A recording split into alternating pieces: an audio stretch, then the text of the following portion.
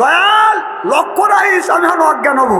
নামাজ নাই, রোজা নাই, গাঞ্জার কলকে হাতে নাই, গাঞ্জা খায় আর কয় ওই খাঁচার ভিতর অসেন পাখি ঢুকলো কিভাবে, ওই যে খাঁচার ভিতর অসেন পাখি ঢুকলো কিভাবে, মুর্শিদকে খাওয়াইলে সানা পাখি কি খাবে, হায় হায় মুর্শিদ খাইলে মাখন সানা, পাখির তো খাওয়া হইল না, মুর্শিদকে খাওয়াইলে সানা পাখি কি খাবে, তাকে গু খাবে, তা তোর কি? খালি আপনারা বলেন গাঞ্জা খাওয়া নিষেধ, মদ খাওয়া নিষেধ, আমরা গাঞ্জা খাই না সিদ্ধি খাই। আমি বললাম সিদ্ধি যে খাও, এই সিদ্ধি খাওয়া কি কোরআন শরীফে কোরআন হাদিসে জায়েজ আছে? বলে হুজুর জায়েজ আছে, আপনি চোখে দেখেন না, কোরআনের মধ্যেই তো আল্লাহ আপনার গাঞ্জা খাওয়ার কথা বলছে। আমি বললাম কোন জায়গা কা? চোখে দেখেন না, গাইন আলি যাওয়ার গা গাজা, খারা আলি যাওয়ার খা গাজা খা, বিপদে পড়ে গেলাম। আমি বললাম আল্লাহ আর এক জায়গা বলছে, ওই জায়গা কি চোখে দেখো নাই? কয় কি? আমি বললাম আল্লাহ বলছে গাইন পেস গু খারা আলি যাওয়ার খা গু খা। কথা কন, কথা কন, আরে পাশানের রাস্তা নাই। আল্লাহ আল্লাহ মিকুনা শামসু কামা, আল্লাহ আল্লাহ মিকুনা আরদু জামা, আনতুম আওলানা বাস্তুম মুসলিম কিসান হায়, আনতুম আওলানা বাস্তুম মুসলিম হতা কাম হয়। মুসলমান যদি হতে চায় না, নামাজ পড়া লাগবে, মসজিদে যাওয়া লাগবে, সত্য কথা বলা লাগবে, হালাল খাওয়া লাগবে। আজকে আমাদের দোয়া কবুল হচ্ছে না, আল্লাহ বললেন, কারণ আল্লাহ বলেন হালাল খাও, এরপরে ইবাদত করো, এই যে ইবাদতটা আল্লাহ কবুল করে নিবে। আমাদের হালাল খাবার নাই, হারাম খাইয়া আল্লাহর কাছে বাদাম দোয়া করি, হারাম খাইয়া নামাজ পড়লে কবুল হবে না, হারাম খাইয়া যতই দোয়া করি না কেন, এই দোয়া আল্লাহর দরবারে কবুল হতে পারে না, হওয়া সম্ভব না। চিল্লে এখন ঠিক কিনা? আল্লাহ বললেন কুলুমিন তৈয়বাতুন মা রাযাকনাকুম, আগে হালাল খাও, এরপরে ইবাদত করো। হালাল যদি না খাও তোমার ইবাদত বন্দেগী কবুল হবে না। আগে হালালের কথা বলছে কে? আজকে হালাল অনেকেই হালাল খায় না, হারাম টাকা বাজার নিয়ে আসে, কেউ আবার সুদের টাকা বাজার নিয়ে আসে, সুদের টাকা দিয়ে গরুর গোস্ত আনিয়ে বিবিকে বলে বিবিরে বুনো করিয়া দাও, কত সুন্দরভাবে সুদের টাকা হালাল মনে করিয়া খায়। কথা বুঝতেছেন না? সুদ খাওয়া কি? আরো জোরে, ঘুষ খাওয়া, পায়খানা খাওয়া। তাহলে পায়খানা খাওয়া হারাম, সুদ খাওয়া হারাম, ঘুষ খাওয়া হারাম। সুদ যদি হালাল মনে করে যদি তুমি খাও, সুদের টাকা দিয়ে গরুর গোস্ত কিনে নিয়ে বুনো করে যদি হালাল মনে করে খাও, তাহলে এক ফ্রিজ মল টয়লেট থেকে তুলে নিয়ে এসে এক টুকরো গোস্ত মুখে দাও, আর এক টুকরো গোস্ত মুখে দিয়ে আর একটু মল সালাত মনে করে এরকম করে খাও। না না, ওরা যদি জায়েজ মনে করে খাবার পারে, একটু গু খাবার পারো না? কথা কয় না পাবলিক রে, কি রাগ করতেছেন নাকি? আল্লাহ যা বলছে সেটা বলতেছে, আপনি রাগ করলে আমার আসা যায় না। না অঠিক কথা যদি একটা বলি, কোরআন হাদিস বর্তমান প্রেক্ষাপট মিলে কথা বলা লাগবে। আজকে এই সমাজটাকে, ইসলামটাকে ধ্বংস করবার জন্য ষড়যন্ত্র করতেছে। এই ইসলামকে ধ্বংস করার জন্য সুন্দর সুন্দর গায়িকাকে লাগা দিছে, যে ইসলামের দিকে মানুষ যেন অগ্রসর না হয়।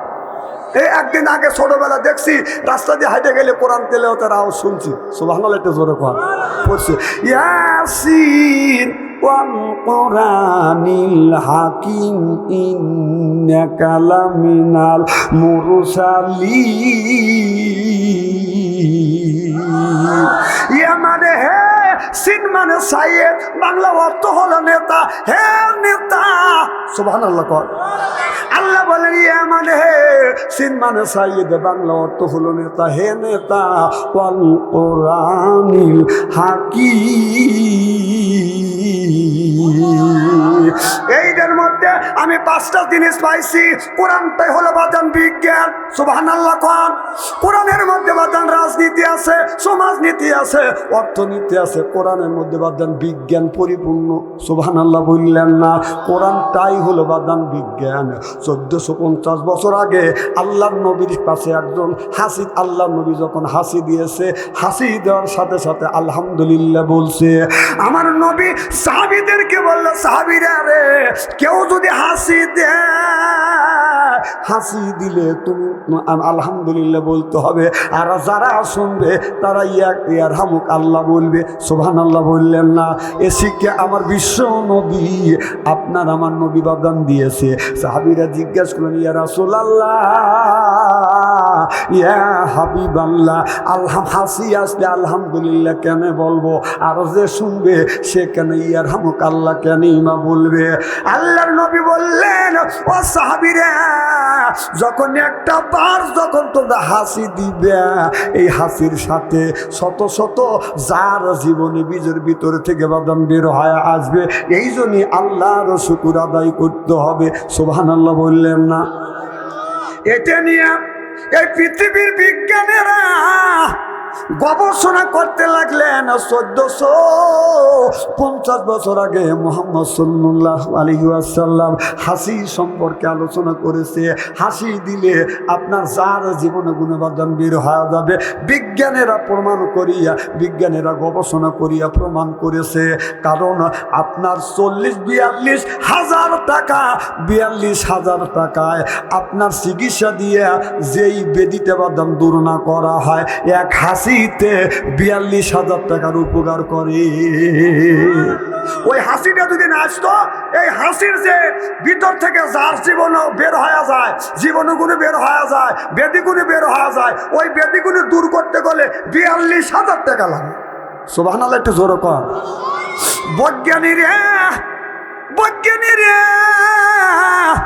এই কথা শুনিয়া এইটা রিসার্চ করে গবেষণা করে পাওয়ার সাথে সাথে যতগুলি বৈজ্ঞানিক ওই জায়গায় ছিল সকলে কলমা পড়ে মুসলমান হয়ে গেল। লা ইলাহা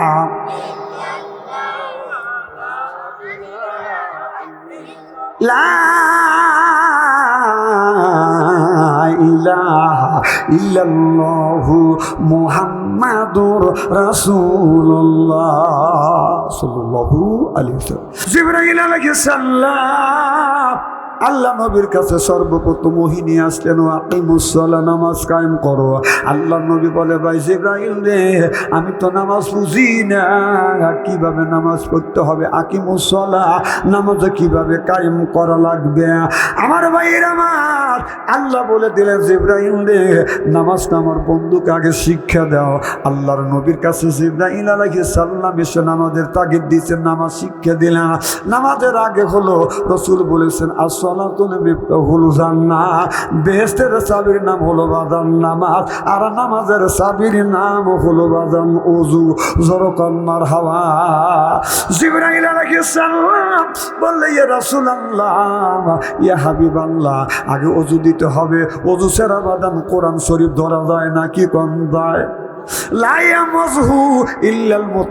আগে তুমি ওযু দাও, এরপরে আল্লাহর কোরআনটা ধরো।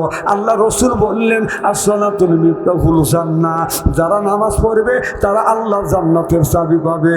আর তাহলে বেহেশতের চাবির নাম হলো নামাজ, আর আপনার নামাজের চাবি হলো ওযু। চিল্লাইয়া কোন সুবহানাল্লাহ। জিবরাইল আলাইহিস সালাম আল্লাহ নবীকে ওযু শিক্ষা দিচ্ছে। নবী গো, এইভাবে করে ওযু দিতে হবে। একটা বদনা নিয়ে জিবরাইল আলাইহিস সালাম 3 বার করে বাদাম হাতের কবজি পর্যন্ত বাদাম দ্রুত করলেন। এরপরে বাম হাতের কবজি পর্যন্ত 3 বার করে দ্রুত করলেন।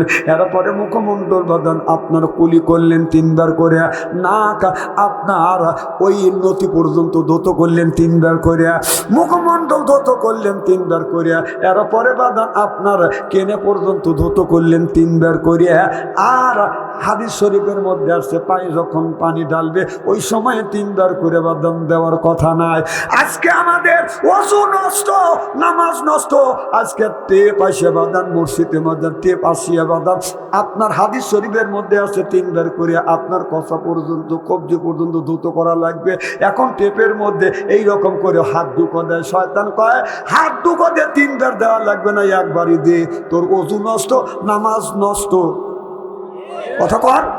দেখেন টেপ আসে এইরকম ওযু করি। অথচ জিবরাইল আলাইহিস সালাম যেইভাবে রাসূলকে ওযু শিক্ষা দিচ্ছে, আমাদের ওস্তাদরা আমাদের যেভাবে ওযু শিক্ষা দিচ্ছে সেইভাবে ওযু হচ্ছে না। হাত একবারে টেপের মধ্যে ঢুকো দিয়ে হয়ে গেল, পাও দেওয়ার মতো। কথা বোঝে না? কথা কেন অবাস্তব বলতেছি নাকি? এরপরে 3 বার করে কুলি ঠিকই করে, নাকে 3 বার করে পানি নেয়, মুখমণ্ডল 3 বার করে ধৌত করে, যখন কেনে পর্যন্ত ধৌত করতে চায় এইরকম করে ট্যাপের মধ্যে সাইজ করে দেয়। কথা কয় না? শয়তান কয় এইরকম অজুই তো চাই যাতে তোর নামাজ ঠিক না হয়। কথা কন আমার ভাইরা আমার।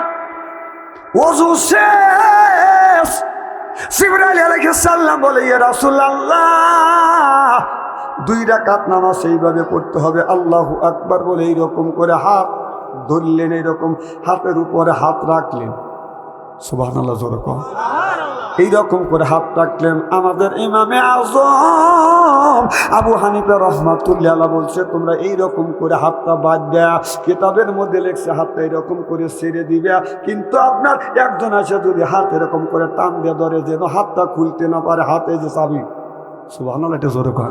আর আমাদের দেশে কিছু ভদ্রলোক আছে নামাজ পড়ে এইরকম করিয়া, হাদিস শরীফের মধ্যে পাইছি এইভাবে হাতটা একটু পথ হবে।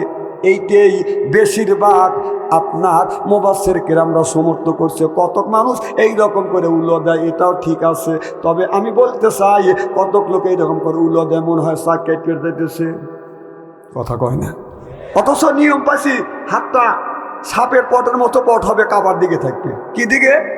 উনি কাবার দিকে না, দেখেন এই যে ডাইন হাত কোন দিকে, ডান হাত কোন দিক থাকে, কথা কয় না,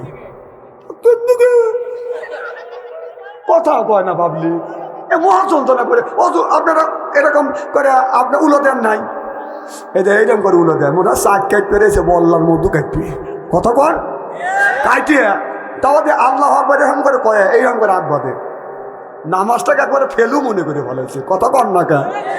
হ্যাঁ এইরকম ফেলু মনে করে নামাজ পড়ে আল্লাহর কাছে রব্বানা জালামনা, আল্লাহ তুমি আমাকে জান্নাতে দিও, আল্লাহ কাছে দেবো নে দেবো নে। আগের জামানায় দেখছি ট্যাপ ছিল না, টিউবওয়েল ছিল না, বাপ দাদারা বদনা নিয়ে বাঁধানো দুধ দিত, কথা বুঝতেছেন না, 3 বার করে হাতে নিত, 3 বার করে কুলু করতো, 3 বার করে বাদান কেনে পর্যন্ত ধৌত করত। তারা মাঠের মধ্যে যাইয়া বাদান আল্লাহর কাছে হাত তুলে মোনাজাত করতো, কারণ এমন একটা সময় ছিল ইরি দান ছিল না, রোপা দান ছিল না, ইরি দান ছিল না, আউশ দান, আমন দান, এরপরে তিল বুনতেন, পাট বুনতেন, খরা হইতো, বৃষ্টি হইতো না, আপনার দান পুড়ে যাইতো, পাট পুড়ে যাইতো। আমি তখন ছোট্ট ছিলাম, আমি দেখছি আমার দাদা আমার বাবা আমাকে সাথে করে নিয়ে গেছে মাঠের মধ্যে যাইয়া, এলাকার অনেক মানুষ বাদান আপনার নফল নামাজ পড়িয়া এই রকম করে আল্লাহর কাছে দোয়া করছে, আল্লাহ রে যতক্ষণ পর্যন্ত বৃষ্টি না দিবে, আল্লাহ বৃষ্টি যদি না দাও এই দেশে ফসল হবে না, ফসল যদি না হয় আল্লাহ কি খাইব, কি খাইয়া তোমার ইবাদত করব, আল্লাহ যতক্ষণ পর্যন্ত তুমি বৃষ্টি না দিবে এতক্ষণ পর্যন্ত তোমার দরবার থেকে হাত নামাবো না। আপনারা বলুন মুরব্বী যারা আছে বৃষ্টি বর্ষিত হয়েছে কি না, কি কোন হয়েছে কিনা?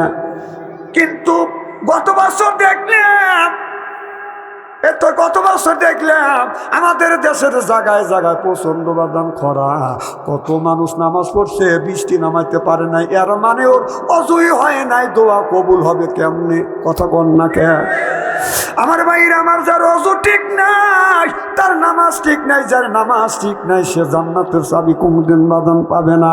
আল্লাহ কোরআন কারীমের মধ্যে 80 থেকে 82 জায়গা বললেন ওয়াকিমুস সালাহ, নামাজ কায়েম করো, অত যাকাত আদায় করো। কিছু কিছু লোক আছে নামাজ তো কোনোদিন পড়ে না, মাথায় হলো বড় বড় জ্বর, পরনে সালার সর, গলায় হলো মালা, হাতে হলো বালা। আমি হিসেব করে দেখলাম ওই লোকটা অরিজিনাল শয়তানের শালা।